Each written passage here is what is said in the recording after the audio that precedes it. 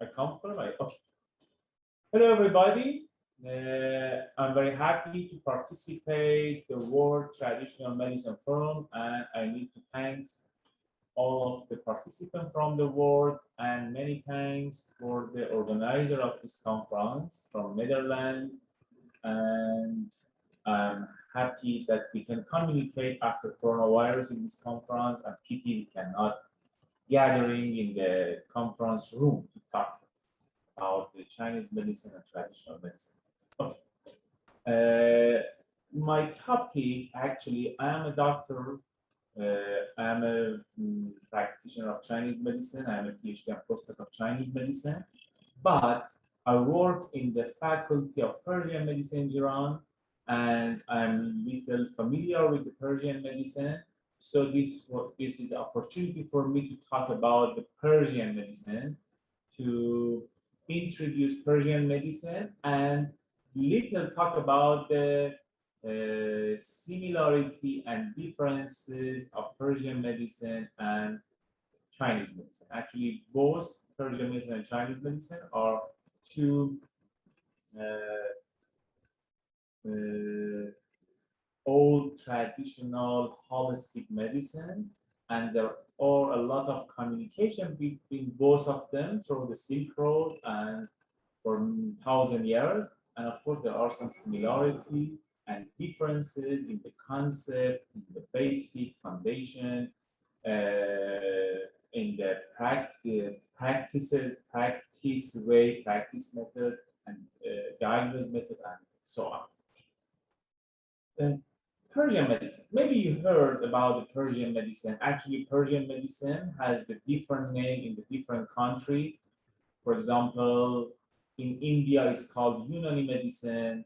In the European country, it's called European medicine or humoral medicine, but actually it's a Persian medicine. So Persian medicine practiced in the Persian emperor since 1,000 years ago, and the basis of traditional Persian medicine actually comes from the Greece. It comes from the Hippocrates or Aristotle more than 2,500 years ago, but the basic concept comes from there. Then it has a lot of changes by the many ancient physicians like Avicenna, Rosas, and many of them. Since 1,000 years, for 1,000 years, and actually since 2,000 years ago, we have the specific independent medical system that called Persian medicine. It's practiced from the west of China to east of the Europe. In this area, it's practiced, for example, in Pakistan, Tajikistan, Afghanistan, Turkey, west of the China, like some part of the maybe Xinjiang, Kashgar, east of Europe, is practiced with a different name. Persian medicine. So, Persian medicine is a holistic medicine. The Persian medicine also, in Persian medicine, the concept is the body, it's called or nature, cure itself. The body can regenerate itself. The body can cure itself. Of course, for this treatment, for this cure, it needs herbs, it needs the change of the lifestyle, it needs the change of the diet, it needs some manipulation. But anyway, the body can cure itself if it gets the good treatment. The body can adjust, balance it. Okay, this is very similar with the concept of Chinese medicine. As we know, the Chinese medicine believe the circulation of the qi in the body, the circulation of the blood in the body, and yin and yang should be balanced. And if the Zangfu organ has a balance, then there is maybe no diseases or there is a cure. So with acupuncture, with herbs, we want to give the balance to the body. So Persian medicine also have this kind of idea about the nature cure, about the about the body regeneration. So there are some similarities. in Persian medicine, actually, one of the foundation of the Persian medicine is the body. Actually, the physician should help the patient to the body support itself, support the body have the healing ability that recently, or I mean the classic medicine, we call it regeneration maybe. So the Avicenna said physicians should support body's own healing ability through understanding body functional law. So this is the word of Avicenna means, okay, the physician should know the different mechanism, different law of the function on the body, then it can support the body's own feeling, like regeneration. Maybe it's interesting for you to know in Persian medicine, we have about 14,000 the title of the book about the medicine. Medicinal book, medical book is about 14,000 titles. You see, there are too many titles. So it means the Persian medicine or the medical science in the Persian emperor and after Islam in the Iran, the big emperor of the Iran, it was very active, it was very functional, it was very dynamic, and there are many ancient physicians or scientists working in this field. Talk about the recent years. Recent years, actually in Iran, the Persian medicine or traditional medicine are banned for the long time, maybe for 100 years. Since 2000 years ago, the Ministry of Health started to have a positive approach of traditional medicine and complementary medicine again. And about 10 years ago, the Vice Ministry for Persian medicine and complementary medicine was established in Ministry of Health. And now there is an independent office. It's called Office of Persian Medicine and Complementary Medical System. Inside the Ministry of Health is responsible for the Persian medicine and other complementary medicine like acupuncture, Chinese medicine. Also, since about 20 years ago, 15 years ago, a school of Persian medicine or a school of traditional and complementary medicine was established in the medical university in Iran.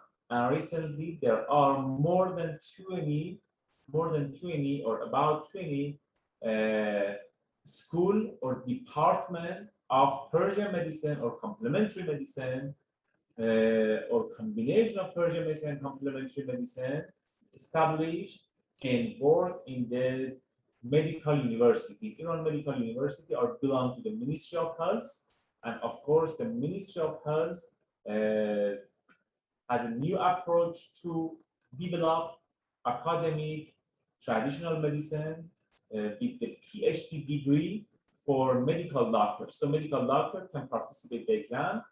If they pass, they can enter the university, they can enter the course of the PhD course of Persian medicine for about 4 to 5 years, and then they get the PhD for the Persian medicine.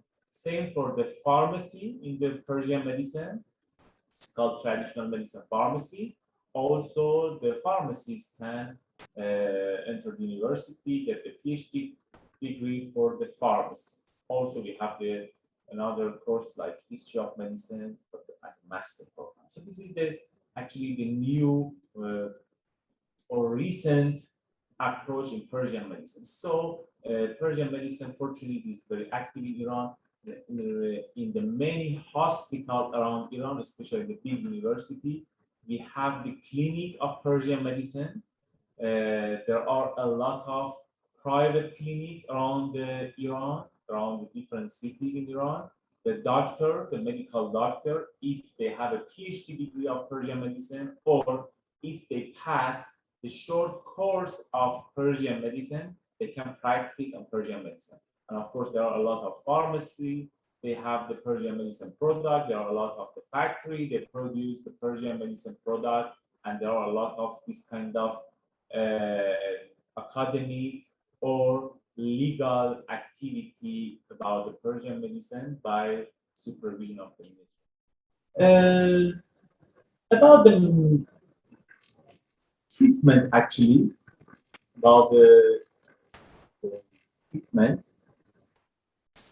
therapeutic approach or therapeutic way, there are some similarities. Herbs in Chinese medicine is the most important treatment. Taiyao, Taizhongyao, this is very important. We try different zhongyao or herbs.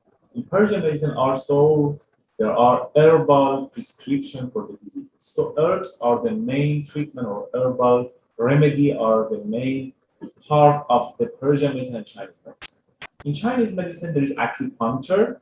In Persian medicine, there is no acupuncture, but there are some evidence that show auricular therapy or some actually bloodletting of the ear or some techniques on the ear that practiced 1,000 years ago in the Persian emperor as a Persian medicine. So maybe there are some auricular therapy at that time, but there is no acupuncture. This is one of the big differences. But about some manipulation like a cupping, both they have a cupping. About the bloodletting in Chinese medicine, the way of the bloodletting is different from the bloodletting in Persian medicine.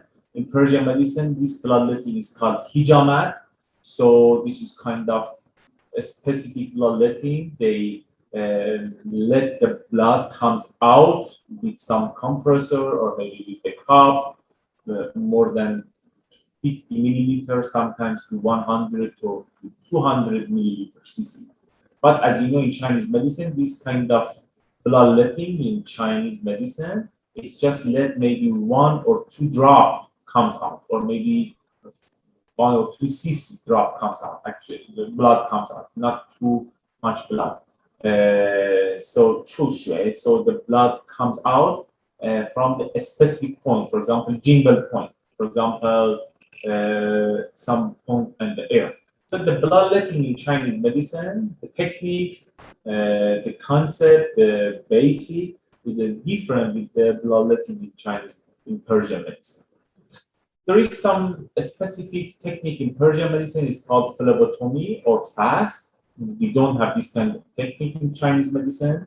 Leech therapy. We don't have leech therapy in Chinese medicine. Leech therapy, no, in Chinese medicine. About the technique of the massage, the specific technique of the massage in Chinese medicine is called tuina, or maybe kind of acupressure. But in Persian medicine, there are a specific technique of massage. It's called dalk and hands maybe. So a specific technique of the massage in Persian medicine and a specific technique of the massage in Chinese medicine that's called tuina. Also in Chinese medicine, we find the acupoint and press the acupoint. That's called acupressure. About the lifestyle modification, about the diet, of course, both Chinese and Persian medicine emphasize that people need to change the lifestyle, modify the lifestyle, have a healthy diet, and the doctor have a specific recommendation for the diet and lifestyle based on the patient's condition. For herbal treatment, actually, there are also some similarity and difference. About 50 to 60% of the herbs are similar with Chinese medicine and Persian medicine, and about 40 to 50% of the herbs are different. So there are some similarity and some difference. And the function of the herbs also sometimes different. For example, the herbs like peppermint or bohe in Chinese medicine is normally used for the respiratory problem. For example, in Chinese medicine, normally used for digestive problem. Just a simple example. And there are a lot of examples like that. Another difference is in Chinese medicine, the zhongyao, the the Chinese prescription is more than 10, 15, 20 herbs. There are a lot of herbs inside, yeah? For example, Chai Hu, Bohe, Ganzhao, Shenjiang, many herbs, and we write, for example, 5 gram, 10 gram, 5 gram, 10 gram, something like that. In Persian medicine, normally the formula is just consists from maybe 4 or 5 herbs, not too many herbs, not like Chinese medicine, 10, 15, 20 herbs together as a one formula. So this is one of the difference. Not the formula, normally maybe 2, 3, 4, 5 herbs inside, not too many. Another one, in Chinese medicine, normally you don't have the single herb therapy. I mean, normally the doctor don't prescribe one herbs. Yeah, the people, they know one herbs by themselves. For example, they know okay, Shenjiang or ginger is good for what? Chai Hu is good for what? For example, Renshen or ginseng is good for what? But normally the doctor don't prescribe just one herb for the patient. But in Persian medicine, we have this kind of single herb therapy, and maybe the doctor just prescribe one herb for the patient. So this is another difference here. This is another difference between the herbal medicine approach and Chinese medicine and Persian medicine. Another difference actually is in the diagnosis. You know, there is a special diagnostic method in Chinese medicine, pulse, taking the pulse and check the tongue. Yeah, this is a special diagnostic method in Chinese medicine. This is special diagnostic method also used in Persian medicine, but maybe the concept, the root of this kind of technique is from Chinese medicine, because in Chinese medicine is very classic. In Chinese medicine, actually this is a part of Chinese culture for the practitioner, for the foreigner practitioner. If they work in China, they know this is the culture of the people. The people want to show the tongue and the pulse. And when you say you are Chinese medicine doctor, they show the tongue and also they show the hand. They ask you to check the pulse. This is one of the culture. But in Persian medicine is not this kind of culture. Yeah, in Persian medicine also check the pulse and check the tongue. Tongue is important, but not as important as Chinese medicine. In Chinese medicine, when the patient sits, maybe before we talk to patient, we check the pulse, we look at the tongue, and we communicate. We check the pulse, look at the tongue again. But in Persian medicine, it's not that like this. Yeah. So in Persian medicine, check the pulse and tongue is important, but maybe not as important as Chinese medicine. Chinese medicine, this is more classic, more